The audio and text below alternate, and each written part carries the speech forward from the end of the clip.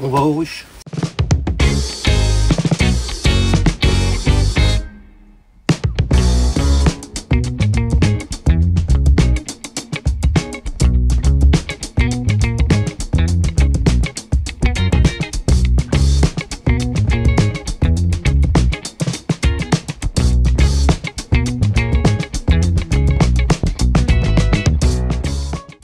Salut à tous, ben voilà, c'est parti. Maintenant on ouvre les ruches et on contrôle. Alors on va aller très très vite parce que vous avouerez que la température c'est pas encore ça, encore un peu juste, mais bon, comme on est tous apiculteurs, en fait on a tous envie de contrôler ce qui se passe à l'intérieur. Donc je vous expliquerai après par rapport au candy, je vous expliquerai tout ça, mais là d'abord il faut qu'on aille assez vite. Donc je vous fais les prises de vue et puis je vous explique un petit peu après.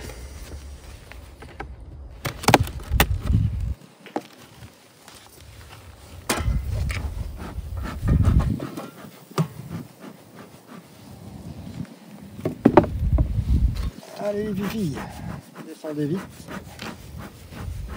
Ouais oui, allez. Je vais juste jeter un coup d'œil là. Oh, on met tout bien. Super.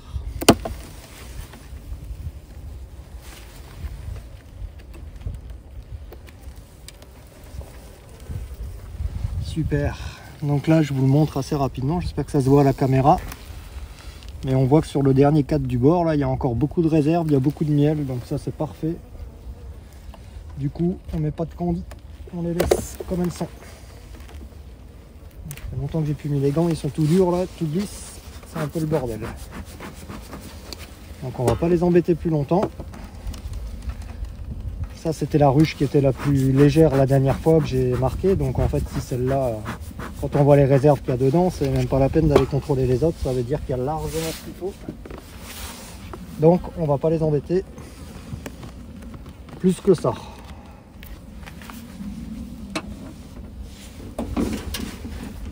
Allez copains, c'est parfait.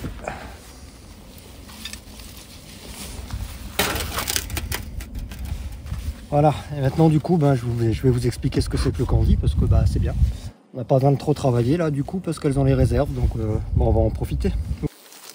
Voilà, donc en fait je vous présente le candy. Donc c'est du pain de sucre tout simplement. Mais pourquoi on met du candy? Déjà parce qu'elles peuvent l'assimiler directement, contrairement au sirop où il faut qu'elle le transforme en miel. Donc là avec les températures qu'il fait, c'est juste pas possible qu'elle puisse le faire. Donc c'est pour ça qu'on leur met des pains de candy. En fait c'est une assimilation directe, elles peuvent le consommer directement. Et puis la deuxième chose qui est bien pour nous aussi du coup, c'est qu'on est sûr que le sirop qu'elles transforment, qu'elles mettent en miel, elles ne vont pas le monter dans le vrai miel qu'on essaye de vous faire pour vous. Donc ça a deux gros avantages. Donc ça c'est la partie candy. Donc en fait c'est du sucre, c'est une pâte avec du sucre cristallisé, je sais pas trop comment ils le font. Et ça c'est les fameuses barres protéinées. Donc ça c'est en fait du pollen, tout simplement. Donc c'est pareil, c'est mou aussi, c'est assimilable tout de suite. Donc je vais vous montrer après, j'ai été regarder le noisetier là, il est vraiment pas mal. Donc il commence à s'ouvrir. On va voir ça ensemble après. C'était surtout pour vous présenter le candy et vous expliquer pourquoi on met du candy et des barres protéinées et qu'on met pas de sirop comme vous le verrez à l'automne quand on commence à les préparer pour l'hiver. Parce que le sirop, il faut qu'elle le transforme en miel pour avoir des réserves dans la ruche pour pouvoir passer ce fameux hiver. Donc voilà, donc là le contrôle a été fait, les réserves sont bonnes du coup parce qu'on a contrôlé la plus faible et on a vu qu'il y en avait encore beaucoup dedans. Donc ça veut dire que les autres en ont vraiment encore énormément. Donc là, d'ici 15 jours, 3 semaines, on viendra les revoir, mais vraiment pas avant, parce que là, elles ont vraiment ce qu'il faut pour tenir le coup, donc c'est bien. Ça veut dire qu'on a très bien travaillé à l'automne, qu'on les a très bien préparées à l'hiver. Voilà, donc je vous reprends un petit peu pour vous expliquer, pour vous montrer le noisetier. Voilà, donc comme vous voyez, là on est au noisetier, donc on est vraiment pas loin du rucher, on a même pas 100 mètres. Donc vous voyez que ça y est, il commence à s'ouvrir, donc je pense que c'est ça qu'elles viennent chercher là. Le premier pollen. Donc je vous remettrai la photo de quand je suis venu la première fois pour constater le noisetier. Là on voit que ça s'est vite ouvert en 2 jours de beau temps, là tout de suite derrière, la végétation éclate tout de suite. Donc là vous voyez, j'espère que ça va se voir à la caméra. Là il faut attendre qu'il y en ait une qui arrive. Mais vous allez voir que ça y est, elles viennent chercher du pollen en fait. Voilà, là on vient d'en voir une rentrer avec du pollen jaune sur les pattes, regardez. Bon bah là nous voilà arrivés sur un rucher de montagne que j'ai. Donc là on est à 950 mètres d'altitude. Donc là on va regarder les réserves aussi. Parce que bien évidemment vous vous doutez bien que c'est pas les mêmes réserves. Et la végétation va démarrer beaucoup plus tard. Donc là il faut vraiment contrôler et s'assurer qu'elles aient ce qu'il faut.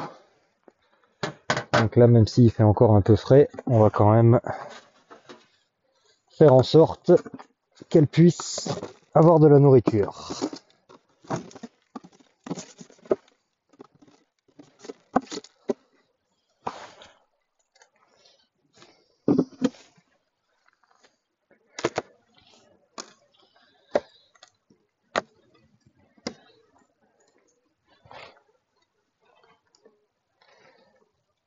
Oh, elles sont encore bien pleines.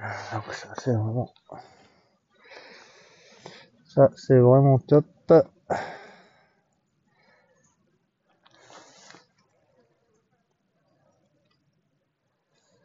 Je vais vous le montrer, mais quand même très rapidement, hein, parce que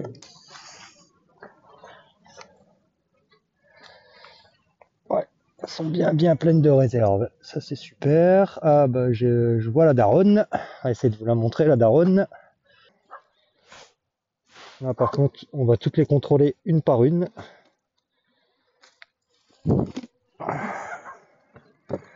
Et comme c'est un système de ruche que je fais, qui est un petit peu test, donc du coup il est très lourd, mais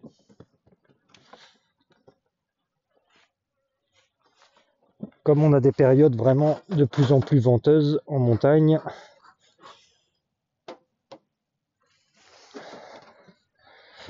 du coup j'essaye un autre système pour pas avoir à attacher mes ruches ou quoi que ce soit.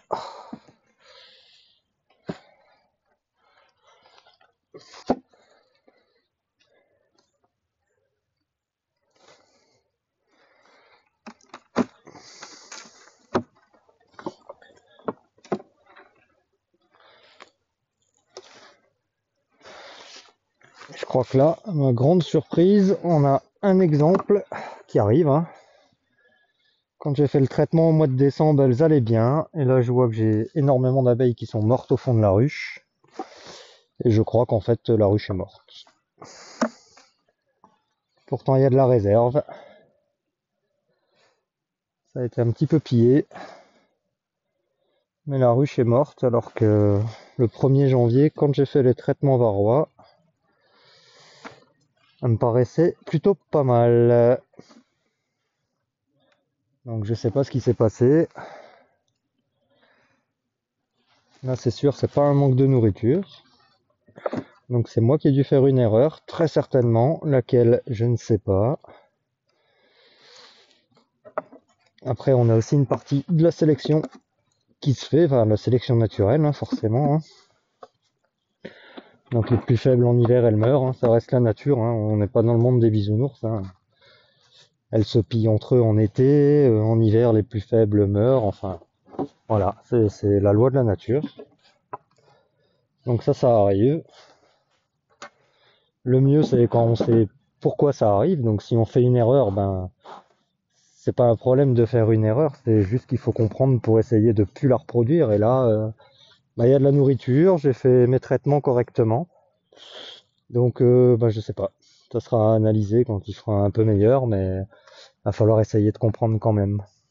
Voilà, donc là, on va continuer sur les suivantes. Donc là, je vous ai un petit peu déplacé, vous me verrez d'un petit peu plus loin. Mais je vais pas à chaque fois déplacer la caméra si vraiment il y a quelque chose d'intéressant. Je vous le montrerai.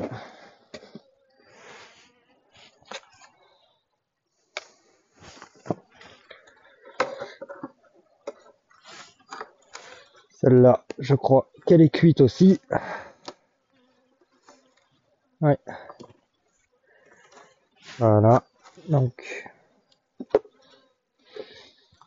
C'est une deuxième de perdu.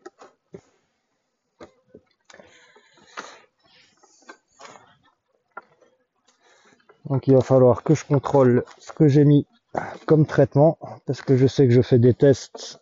Celle-là, ça fait longtemps qu'elle est morte par contre, et j'ai pas pu la voir. C'est étonnant parce que quand j'ai traité, j'en avais repéré qu'une et je l'avais déjà isolée. Donc ça, c'est la deuxième qui est cuite, qui n'a pas survécu.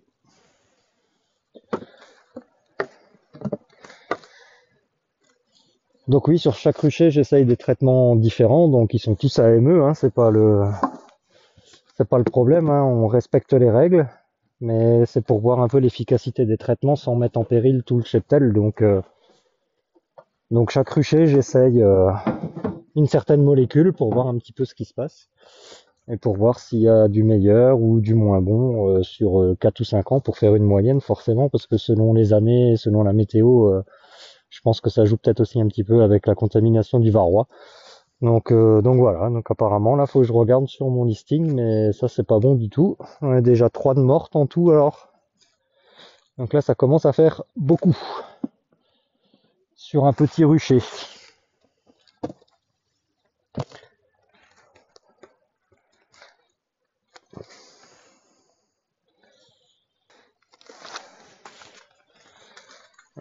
Là j'ai un petit peu d'abeilles.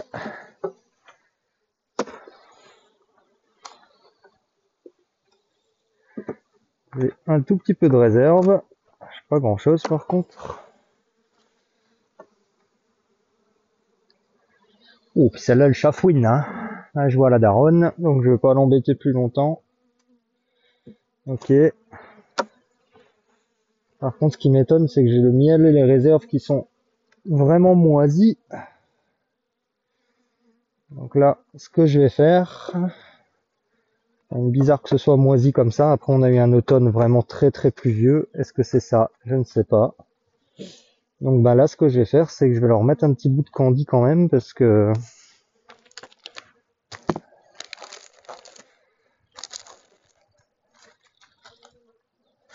Attention, Loulou. Hop, enlève-toi, tu vas te faire piquer là.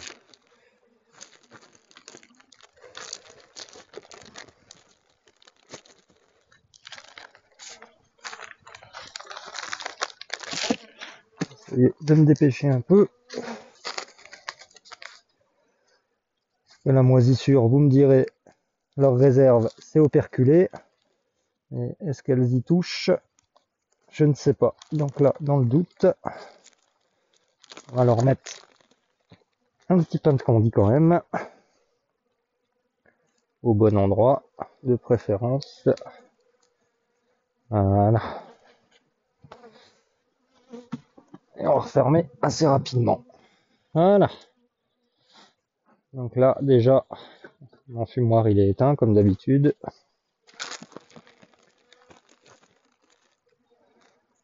Et la petite dernière pour aujourd'hui.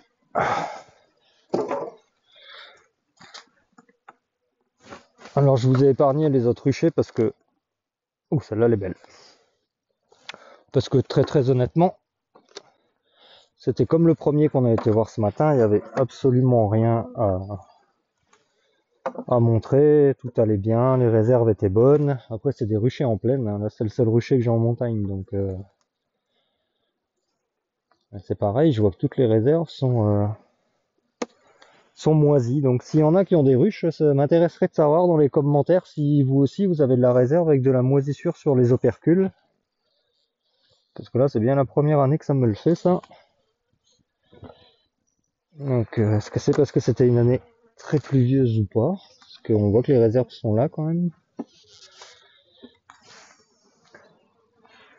Elles sont là-dedans. C'est bien vivant, mais... Ouais.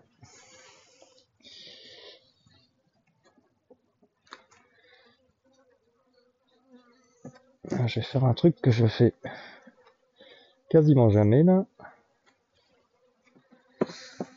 Quand il y a des réserves, d'habitude, je leur mets absolument pas de candy.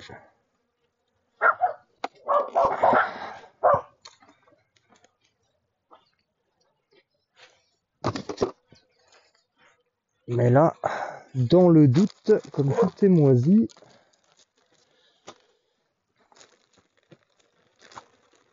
j'avoue que je vais quand même leur remettre un petit coup.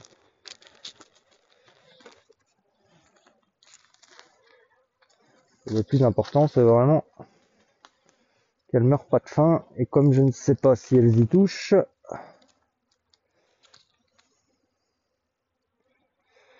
va mettre là.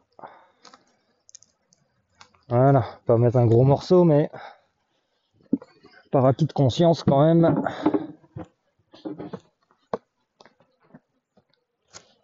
Me sentirai un petit peu plus soulagé. Les cocottes. Ouais, je les ai chatouillées un petit peu. Hein. Voilà.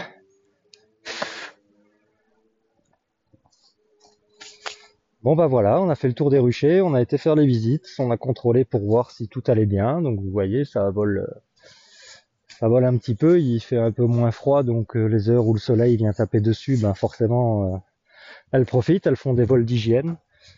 Donc ici elles cherchent pas encore de pollen, hein, le noisetier n'est pas encore en fleurs forcément, hein. Il y en a encore pour au moins 15 jours, 3 semaines. D'où l'importance de contrôler justement. Et voilà, la prochaine fois je vous parlerai d'un projet aussi, parce que comme on est sur le rucher de montagne, à chaque visite on ira faire plusieurs ruchers que j'ai. 2 essentiellement que j'ai commencé avec vous, comme ça ce sera toujours les mêmes ruchers, ce sera toujours les mêmes ruches et on pourra suivre un peu le cheptel, ça sera plus sympa que de vous emmener aussi dans différents ruchers.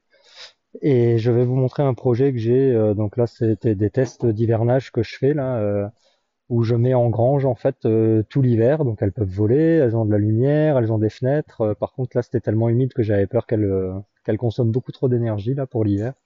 Le froid ça leur fait pas peur, mais l'énergie, l'humidité pardon, c'est vraiment ce qui les épuise le plus, parce qu'il faut qu'elles sortent l'humidité absolument du couvain et tout, et on voit bien là sur les cadres qu'en plus il y a de la moisissure, donc ça veut dire que je pense qu'elles en ont bien bavé.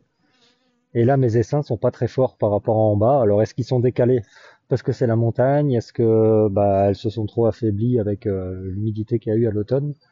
Honnêtement, je sais pas. J'ai pas assez de retours. J'ai travaillé chez des professionnels, mais pas assez longtemps pour voir ce qu'il en était exactement. Et j'ai pas fait assez d'hiver pour voir tout ça. Et puis on en apprend tous les jours. C'est ce qui est le plaisir aussi de l'apiculture. Donc voilà, chaque année est différente, que ce soit pour le miel, que ce soit pour les réserves, pour l'élevage de rennes, que vous verrez aussi, parce que je vais en faire quelques-unes encore pour moi, soit pour augmenter le cheptel, soit pour en renouveler quelques-unes, parce que j'en ai quelques-unes à renouveler. Augmenter le cheptel, je pense pas, très honnêtement. Et voilà, donc je vous montrerai le projet que j'ai par rapport à une remorque qu'on m'a offert en bois, où j'aimerais faire un rucher dessus, pour l'hivernage justement, et mettre uniquement les ruches de montagne dessus.